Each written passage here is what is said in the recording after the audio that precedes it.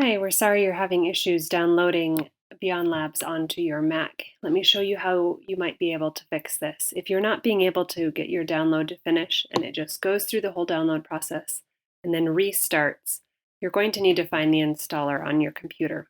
To do this, you want to open a Finder window, and when you're within that window, you're going to want to click Command-Shift-Period to show the hidden files.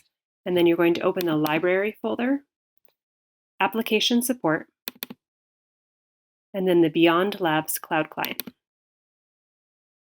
You're going to look in the Public folder, and then the Install folder. So here you can see there's a DMG file. This will install ChemLab Organic onto my computer.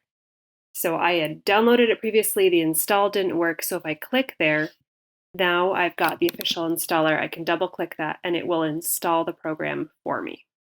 That's how you fix it. So then after this, once it's installed, then you'll be able to open the program just like normal here.